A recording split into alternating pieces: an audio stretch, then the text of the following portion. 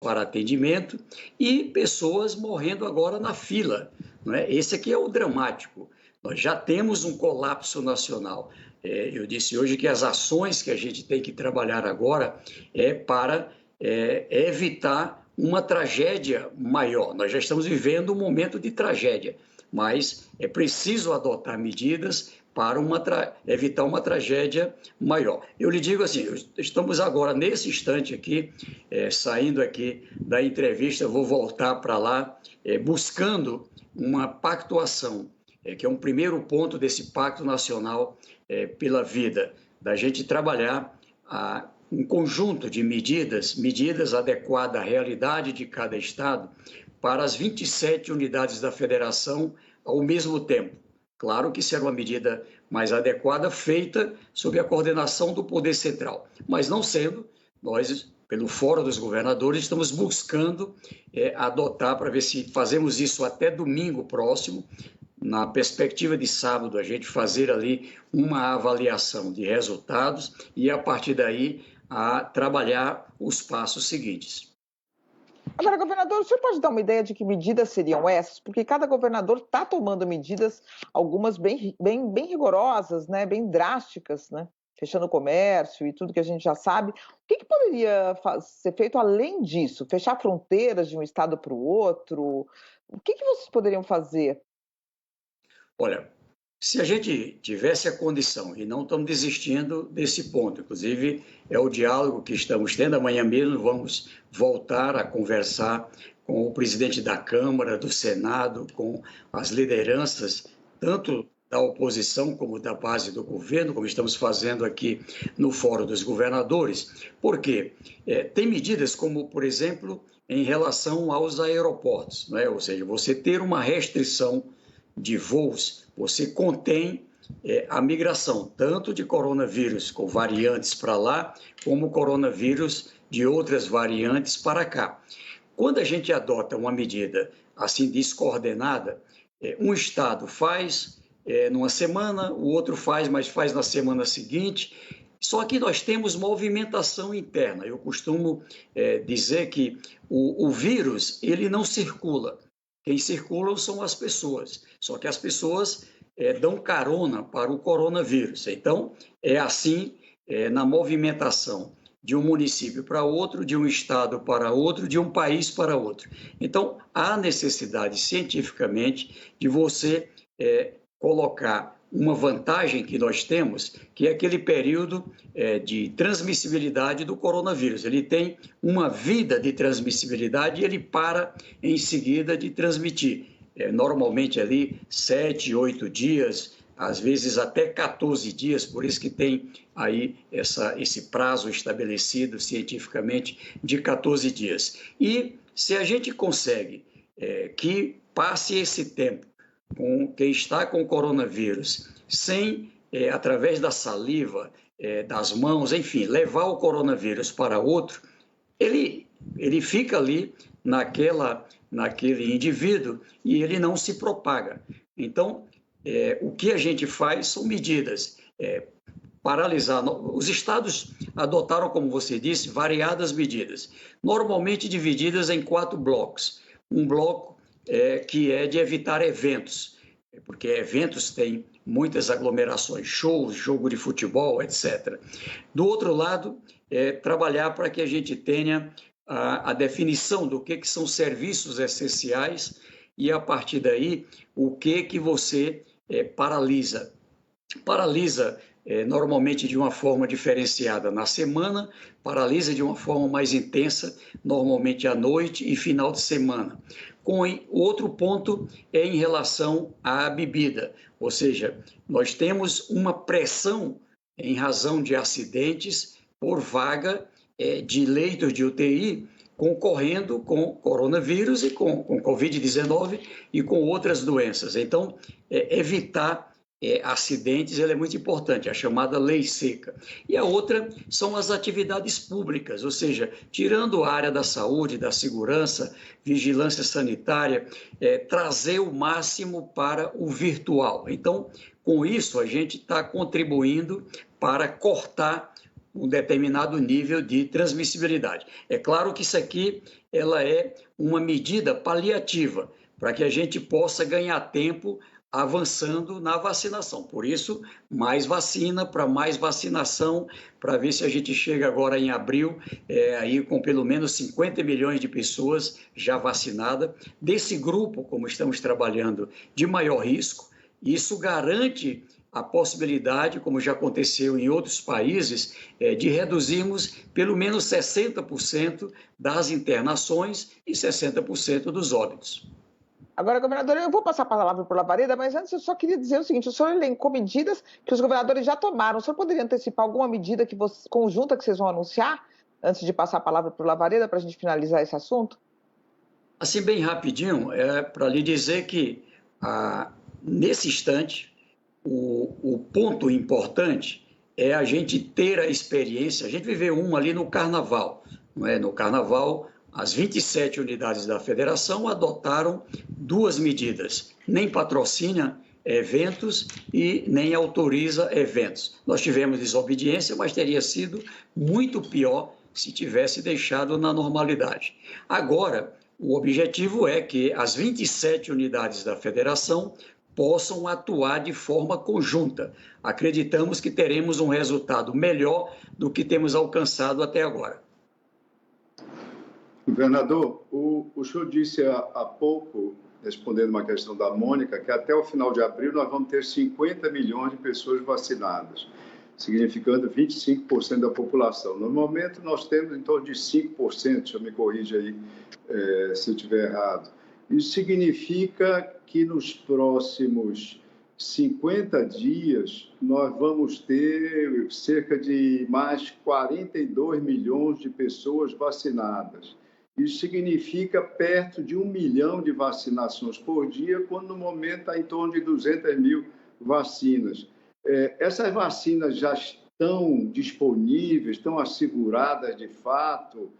Qual é o grau de certeza que a população que assiste um processo extremamente lento, um dos mais lentos do país, o menor percentual, um dos menores percentuais sobre o tamanho da população aplicada até agora, enquanto os Estados Unidos, por exemplo, vacina 2 a 3 milhões de pessoas, como foi anunciado hoje, diariamente. Qual é o grau de certeza que a população pode ter nesse cenário, governador, em que números diferentes são anunciados a cada dia? Hoje chegou a dizer que o Brasil vai ter 592 milhões de doses de vacina, ou seja, é vacina para toda a população e mais para 84 milhões de pessoas, afora todos os brasileiros. Olha, Lavareda, primeiro, é muito importante a forma como você coloca, por que eu estou aqui pelo Fórum dos Governadores colocando com tanta firmeza. Veja que só agora, dia 17 de fevereiro, depois de muita cobrança, a gente teve o primeiro cronograma. O cronograma foi anunciado uma noite, né, algumas horas depois, já tinha o Butantan colocando que não era bem aquela capacidade que eles tinham. Bom, mas a partir daí, nós passamos a ter um cronograma. O que nós fizemos? Nós passamos a conversar com o governo da China, com a Sinovac, com o Butantan, e a partir daí tivemos um cronograma. Aqui nós temos que agradecer ao governo de São Paulo, o governador João Dória, e também a direção do Butantan, que fez ali um esforço para aumentar a linha de produção. Havia uma previsão de algo aí como 13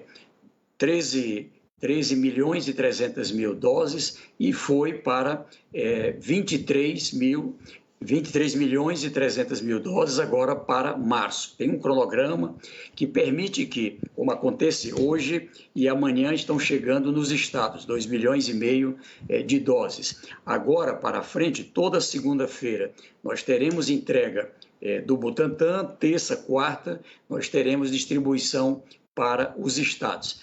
Lá aumentou, foi colocado 2 linhas de produção com 2 turnos, não é, de produção. Onde ele estava com problema? Na Fiocruz. Então, essa agenda que fizemos agora, ela já tem produção, estava produzindo, como você diz aí, 250 mil doses por dia. Ela agora, na próxima semana, já entra uma outra linha de produção. Isso vai colocar também 2 turnos para cada linha de produção. Ela vai passar de 250, depois para 500, em seguida para 750 e vai chegar na última semana de março com 1 milhão de doses por dia de produção. Não é exatamente, eu aprendi lá nessa visita, tecnicamente 30 milhões de doses todo mês, porque tem manutenção de máquinas, mas mais ou menos 25 milhões de doses é possível. O outro ponto que é fundamental são entregas previstas do exterior. Nós tivemos essa semana uma importante reunião da COVAX Facility lá com a OMS, e ali nós colocamos, olha, a OMS está dizendo que o Brasil é o epicentro da pandemia, que o Brasil é o risco para o mundo por conta das variantes, da propagação para a América e para o mundo. Tá bom, mas ajude o Brasil. E nesse aspecto ficou acertado agora para dia 23 de janeiro, dia 23 de março, melhor dizendo, a entrega de cerca de 3 milhões de doses já da AstraZeneca da Coreia e um compromisso, inclusive nós estamos encaminhando, oficiando amanhã OMS, também a OPAS, enfim, para a gente ter também em abril, não falhar, e também em maio. São 9 milhões e 100 mil, está muito pouquinho a quantidade de entregas lá para a OMS, para a gente saber.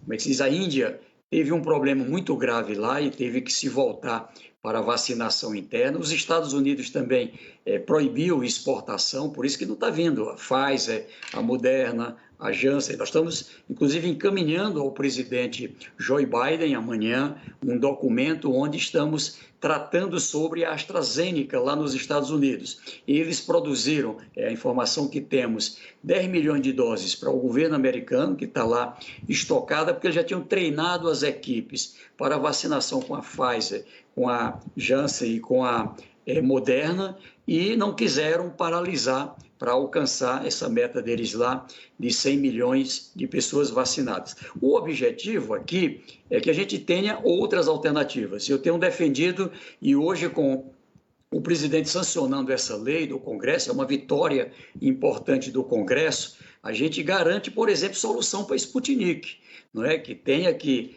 chances reais. Nós temos contrato pelo Fórum dos Governadores, pelo o Consórcio do Nordeste, encabeçado pela Bahia, para a compra de até 50 milhões de doses da Sputnik, onde tem condições de entrega a partir de abril pelo Fundo Soberano Russo e tem condições de trabalhar produção ou com IFA vindo de lá ou produzido já aqui na União Química a partir de abril, com capacidade para 8 milhões de doses por mês. Ou seja, isso que eu estou lhe dizendo, ele é real. Ou seja, somente com as duas que nós já temos, a AstraZeneca, tanto de vacina produzida no Butantan, como a AstraZeneca, com vacina vindo da Coreia, mais a do Butantan com a Coronavac, nós temos condições, sim, de alcançar esses 50 milhões de pessoas vacinadas agora no mês de abril, se tiver algum atraso de uma semana, mas isso vai ser muito, muito importante. E a meta é seguir acelerando para que a gente possa ali, em julho, ter condições de chegar à imunização, mais de 70%. Veja apenas mais uma informação importante. Nós temos as condições de ter a conclusão agora em abril, com a pactuação feita lá com a Fiocruz, de toda a parte de obra, de equipamentos, para a produção de IFA no Brasil. E, em maio, a fase dos testes, a avaliação da Anvisa para liberação. O que nós estamos querendo? Que a AstraZeneca, a Universidade de Oxford, possa antecipar essa transferência de tecnologia para a Fiocruz, e isso garante muita segurança com a produção, com toda a produção aqui no Brasil, o IFA e o envasamento. Isso vai permitir o Brasil acelerar a sua imunização e até ajudar outros países, com 3 laboratórios. Laboratório da Fiocruz, cerca de 30 milhões por mês. Laboratório do Butantan, cerca de 30 milhões de doses por mês. E mais o laboratório da União Química, que tem chance de começar com 8 milhões de doses por mês, chegar até 20 milhões. Então, é algo que é muito importante, porque o Brasil está entre os 10 países que têm tecnologia para isso. Governador, nós estamos vivendo uma corrida entre esse processo de vacinação, no qual nós ainda estamos lentos, mas o governador aí acena com uma perspectiva, digamos, de que imprimamos alguma velocidade nesse processo e, ao mesmo tempo, com a disseminação mais rápida da doença por conta dessas variantes. Então, é a vacina contra o vírus aí correndo. O que ocorreu em março do ano passado, na primeira onda, não era previsível. Ninguém pode cobrar nenhum comportamento inadequado de qualquer dos atores incumbidos de administrar esse processo. Mas o que está ocorrendo agora, nesse mês de março, era absolutamente previsível, porque quando os novos casos despontaram na Europa, nós já sabíamos que o percurso seria o mesmo da primeira onda, veio lá da Europa e depois começou exatamente o mesmo processo que se deu aqui no Brasil. Ainda assim, embora a maioria da população apoie as medidas restritivas, as pesquisas feitas sobre medidas restritivas apontam uma maioria, não tão grande quanto o apoio à vacina, como nós mostramos uma tela anterior, mas uma nítida maioria. Mas os governos e os governadores, em sua maioria, não adotaram as medidas restritivas logo naquele momento, mês de janeiro. Era um mês importante para evitar que esse descalabro viesse a ocorrer nos meses subsequentes. Por que, no seu entendimento, foi tão difícil isso, ainda que a maioria da opinião pública apoiasse eventuais medidas tomadas pelos governadores nessa direção? Olha, ali naquele primeiro momento, não é, e isso perdura, nós tivemos uma situação em que uma parte da população ficou com essa teoria encabeçada pelo próprio presidente da República, não é? Ou seja, negar o uso da máscara, negar a importância que teria a vacina, enfim, isso ajudou a dividir o país, sem nenhuma dúvida. Veja que nos países em que nós tivemos uma centralização, numa postura unificada, o resultado foi melhor. Apenas para pontuar, o Brasil tem aproximadamente 2,7% da população do planeta. E o Brasil hoje responde por mais de 10%, está se aproximando de 11% dos óbitos no mundo. Hoje, só tem 4 países que tiveram mais de 2.000 mortes por dia. Ou seja, é algo realmente, é uma tragédia, não tem outra palavra, é uma tragédia que nós estamos tendo. Agora, o que é mais dramático é que não parou de piorar. Como eu disse, nós já estamos vivendo um colapso nacional na rede hospitalar brasileira. E nós temos que lidar, não é, com uma situação em que são os estados que estamos aqui buscando uma alternativa de frear adoecimento.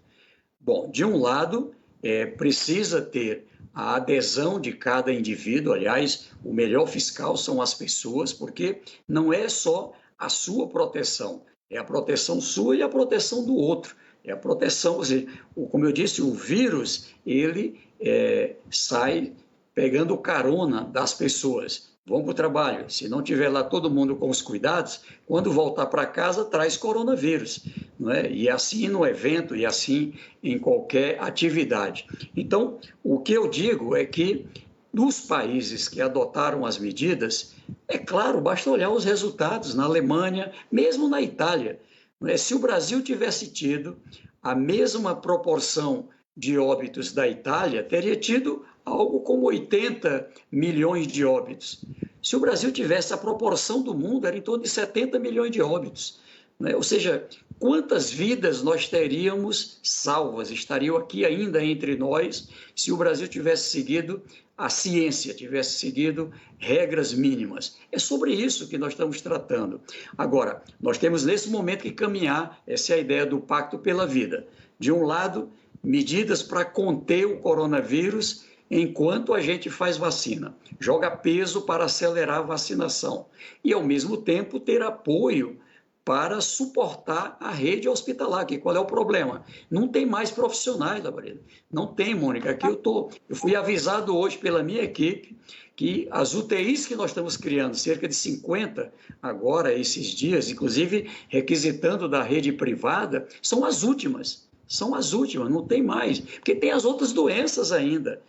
As pessoas não pararam de precisar para as outras doenças. Então, é algo realmente catastrófico que nós estamos vivenciando. Governador, mas eu queria só, agora minha vez de perguntar, e repetir a pergunta do Lavareda. Se todo mundo sabia que isso poderia acontecer, por que vocês não tomaram essas medidas antes? Eu posso falar que, por mim, publiquei vários alertas de médicos. Hoje eu republiquei uma carta de infectologistas dizendo que os hospitais estavam lotados em novembro, né?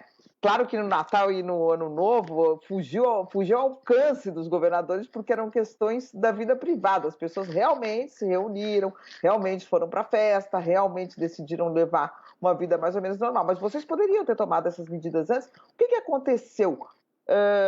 Qual é a dificuldade, quer dizer, de fato, que eu acredito que seja duríssimo mandar fechar atividades econômicas, sabendo das consequências para a vida dos trabalhadores e dos empresários.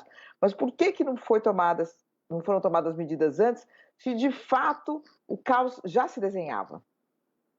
Olha, a realidade é que nós não tivemos uma coordenação ampla, não é, seguindo as ciências, a partir do poder central. Isso é fato, não é só tirar a responsabilidade dos estados. Nós tivemos uma situação de medidas diferenciadas a cada momento. E aí, veja, eu mesmo vivi aqui em alguns momentos em que o estado, a gente adotou medidas, outros estados não.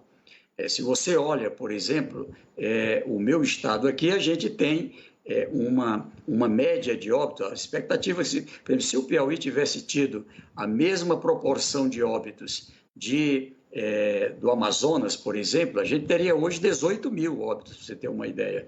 Então, o fato é que a gente tem uma situação em que essa descoordenação, ela levou a um ponto em que um estado adotou uma determinada medida, o outro adotou outra, quando a gente deveria todos ter seguido ali orientações com base científica. A Organização Mundial de Saúde, né, o Comitê Científico, haveria, a partir daí, uma lógica em que a gente já saberia que vamos tomar medidas e lá na frente vai voltar de novo. Vamos adotar medidas, lá na frente vai voltar de novo. Onde é que vai parar essa onda, essa alternância de momentos com alta ou baixa transmissibilidade? Com a vacina. E aí a vacina, que era para ter começado em dezembro, veio começar agora, dia 17 de janeiro. Ela chegou ao final de fevereiro com 3% da população vacinada, para a gente ter uma noção. Agora, em março, que a gente jogou muito peso para que a gente pudesse ter esse cronograma. A partir do cronograma, nós passamos a falar com todos os atores para poder garantir segurança de como seria, até para poder a gente se planejar. Não pense que seja fácil, cada município do Brasil, a gente planejar, está lá. É uma guerra contra o coronavírus, é uma guerra mesmo, não tem outro nome. Se eu pudesse assim colocar uma imagem, é como se a gente estivesse numa guerra, cerca de 30, 35 mil postos de vacinação. Não é? Ali são os nossos pilotões ali, com o nosso exército lá trabalhando duro e com a arma na mão, que é a seringa, faltando o quê? A munição, faltando vacina. Então, aqui nós estamos perdendo a guerra para o coronavírus. Acelerar a vacinação, todo mundo sabia, é o que iria. Agora, cadê os contratos que eram para ser feitos lá em setembro, em outubro? Nós entramos muito atrasado em todas as etapas. Resultado, essa coisa desastrosa aí, já estamos nos aproximando de 300 mil óbitos. Governador, a gente está se aproximando do final, mas a gente não poderia deixar de conversar um pouquinho aqui, rapidamente com o senhor, que em meio a toda essa crise ressurge aí um candidato do PT à presidência da República, que é o ex-presidente Lula. Hoje fez um longo discurso e uma das frases que ele disse é: não precisam ter medo de mim. Então, qual vai ser o figurino do ex-presidente Lula como candidato? Vai ser algo... vai buscar aí mercado financeiro, vai buscar empresários, vai tentar ser o Lulinha Paz e Amor, que ao sair da prisão parecia que ele não seria mais. Como é que a gente vai... Que Lula que está surgindo aí, governador, e que consequências que isso pode ter em relação à esquerda e à centro-esquerda brasileiras? Quer dizer, aparentemente, quando Lula ressurge, todos os outros candidatos desse campo parecem um pouco esvaziados, né? Eu queria que o senhor comentasse um pouco isso. Olha, Mônica, veja aqui. Eu me lembro ali, no ano ali de 2002, ali nas eleições, o que é que diziam? Se o Lula for eleito, vão embora 3 mil empresários. Eu acho que nunca o Brasil teve tanto crescimento dos empreendedores e multiplicação de mais empresários, a entrada de novos investidores vindo de outros países ou daqui do Brasil, quanto nesse período em que o presidente Lula foi presidente. Nunca a gente teve tanta estabilidade. O juro era 28% ao ano, não é? E caiu aqui para abaixo de 2 dígitos. A inflação altíssima, você tinha um desemprego muito elevado. Então, tinha ali... na verdade, um plano que aí talvez seja isso que muitos não gostem, em que a prioridade são os mais pobres mesmo, e esse país não podia ser diferente. Agora, ao priorizar os mais pobres, com transferência de renda, mas também com alternativa de créditos, com programa de agricultura familiar, programa de apoio à micro, pequena e à média empresa, ou seja, ao fazer um trabalho nessa direção, nós também fizemos circular recursos que foi bom, tanto para as médias empresas como as grandes, as nacionais e as internacionais. O Brasil ampliou relações com o mundo. Quem não se lembra, Brasil, países da África, Brasil, países árabes, a relação com o Mercosul, a organização dos BRICS, ou seja, o Brasil ganhou uma importância no cenário mundial, ampliou não só o seu balanço, não é, o saldo no balanço de pagamento, como exportação e também importação numa via de mão dupla. Formamos a maior reserva cambial da nossa história, não é? Mais de 350 bilhões de dólares, que nos deu um conforto muito grande. Então, o que eu estou lhe dizendo é que o presidente Lula, ele para mim, hoje eu saí aqui em Teresina, e as pessoas vibrando, ou seja, é a esperança, é alguém que vem para tratar da pauta do povo, que vem para dialogar, independente de como é que vai ser 22, como ele disse, ou seja, é uma alternativa, é o maior líder popular desse país, gostando ou não, é um dos líderes do Brasil mais respeitados no mundo, e eu acho que isso que aconteceu no Supremo foi algo importante, não foi para o presidente Lula, foi importante para o Brasil. Era uma vergonha o que a gente tinha ali, com um processo todo cheio de ilegalidade, de vícios, sem prova. Cadê o sítio de Atibaia? O sítio, o dono que tem um documento nunca foi ouvido. O apartamento, Dona Marisa morreu de desgosto. Ela morreu de desgosto, não tem outra palavra. O apartamento foi vendido para pagar uma conta da empresa. Que história é essa que ele é condenado por isso? Ou seja, eu conheço o Lula de muitos anos, ainda hoje falei com ele, é uma pessoa, não é, desprovido de ganâncias por bens materiais, ou seja, é uma pessoa que tem assim uma sensibilidade desde a sua época no Sindicato dos Metalúrgicos social muito grande. E assim, eu acho que é importante para o país. O Brasil precisa, nesse instante, de alguém como isso que ele disse, com capacidade de articulação, de trazer esperança, de unificar, não é? Essa coisa da paz. Eu acho que é isso. Ou seja, ele tinha tudo para vir cheio de mágoa, mas quer trazer essa coisa nova, positiva, e que Deus o abençoe aí para que ele possa ajudar o Brasil, que está precisando muito, inclusive na relação com o mundo. Hoje eu conversei com ele pelas relações que ele tem, quem não saiba, relação com a Rússia, relação com a China, relação com os Estados Unidos, relação com a Europa, nos ajudar naquilo que a gente mais precisa. Vacina. Presidente Lula, nos ajude, não é, a destravar onde tiver travado para a gente receber mais vacina. E ele vai fazer isso, não é, independente das disputas políticas.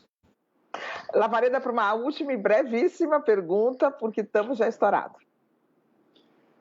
Governador, há quem diga que o próprio ex-presidente Lula e o PT não teriam muito a ganhar com a candidatura do ex-presidente, ou seja, que ele não necessita ser candidato para que, eventualmente, uma força, um candidato que expressa essa força política venha a ser vitorioso. E que também a história mostra que esses líderes políticos que passaram muito tempo no poder, como ele, quando voltam muitos anos depois, encontram tempos diferentes, onde fica muito difícil reproduzir o êxito desses mandatos. Lula estaria voltando agora, quase 20 anos depois da primeira vez que chegou à presidência. Isso ocorreu com Getúlio, passou 15 anos na presidência, quando voltou, a sua presidência terminou malogrando. Isso ocorreu com Perón também, que passou cerca de 10 anos, quando voltou, sua presidência malogrou, e não aconteceu com os Kirchner, que passaram 12 anos no poder, e a Cristina teve o vislumbre de ceder a presidência para o Alberto Fernandes e evitar que a rejeição a ela prejudicasse a volta do justicialismo ao poder. Qual é a sua opinião? Olha, se eu fosse concordar, eu estava negando a minha própria história. Eu estou no 4º mandato de governador. E eu lhe digo que pensei muito quando fui candidato pela 3ª vez. Eu fui eleito ali em 2003, fui eleito no primeiro turno, fui reeleito no primeiro turno em 2006, e fizemos o sucessor, o governador Wilson Martins, em 2010, e fui para o Senado em 2014. Fui eleito de novo no primeiro turno e em 2018 de novo no primeiro turno. Agora, veja só, alguém que tem, vamos dizer assim, essa paixão pelo que faz na política, trabalha normalmente com um objetivo de longo prazo. E eu acredito que o país ainda tem muita coisa para fazer. Aqui no Piauí, para pegar um exemplo, nós tínhamos um índice de desenvolvimento humano que era 0,3, para resumir. Ou seja, era muito baixo, era igual a Serra Leoa, para você ter uma ideia. Serra Leoa está em 0,5, nós estamos em 0,7, nós estamos com o IDH alto. E ainda precisa chegar em 8, 0,8, que o Brasil já chegou. Ou seja, o Brasil ele é muito desigual, muito desigual. Nós temos que olhar o Brasil, não é assim, o projeto que a gente pensa para um lugar não é o mesmo para o outro. O projeto de desenvolvimento para São Paulo vai numa direção diferente daquela da Amazônia, diferente daquela do Nordeste, diferente da do Centro-Oeste, ou seja, cada região tem uma particularidade, aliás, dentro de cada estado. Então, eu acredito, de modo sincero, não é, que o presidente Lula, sim, ele é um líder independente de candidatura. Ele tem um papel histórico nesse instante, no momento em que o Brasil precisa de alguém com essa habilidade que ele tem do diálogo. Agora, só em 2022 que vai ter que decidir. Certamente é lá que a gente vai examinar, dentro da conjuntura de 22, o que haverá de apresentação. Mas eu lhe digo, dificilmente um partido tendo o mais potente dos seus candidatos, não é, vai colocar um outro menos potente. Isso é próprio também da política. Governador, infelizmente chegamos ao fim do Ponto a Ponto. Queria agradecer muito a presença do senhor aqui. Labareda também agradece. Obrigado, Esperamos governador. que o senhor retorne em momentos melhores. Obrigada, governador. Bênção de Deus. E você pode assistir esse e todos os programas que já foram ao ar no site www.bandnewstv.com.br. Muito obrigada pela companhia e até o próximo Ponto a Ponto.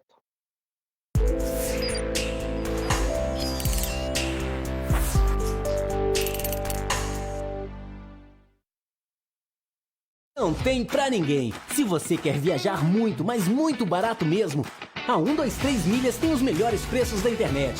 São passagens com até 50% de desconto e você pode pagar em até 12 vezes no cartão ou parcelado no boleto. Não perca tempo, entre no site, escolha o seu destino e aproveite nossas promoções. É rápido, fácil e o melhor, cabe dentro do seu bolso.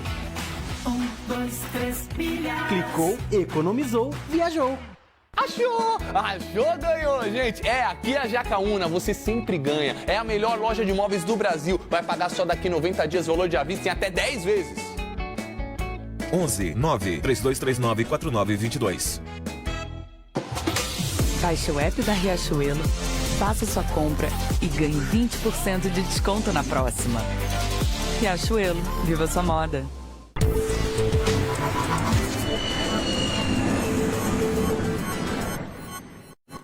De volta com mais alguns destaques da edição da noite. O ministro da Saúde, Eduardo Pazuello, pede que todos sigam as instruções para se proteger da Covid. Prevê metade da população vacinada até julho. A Anvisa diz que foi prorrogado o prazo para o Butantan apresentar resultados de estudos da Coronavac. A data vai até 30 de abril. O presidente do Senado indica que a CPI para investigar a atuação do ministro Eduardo Pazuello não é necessidade imediata. Lula rebate críticas de Ciro Gomes, diz que ex-ministro acha que é professor de Deus. Ex-presidente falou pela primeira vez depois da decisão de Fachin sobre condenações. Ex-senadores Romero Jucá e Edson Lobão são denunciados pelo Ministério Público por crimes na construção de Angra 3. E o Ministério Público do Rio de Janeiro afirma que houve constrangimento ilegal na prisão de Belo. O cantor foi preso depois de fazer show no Complexo da Maré.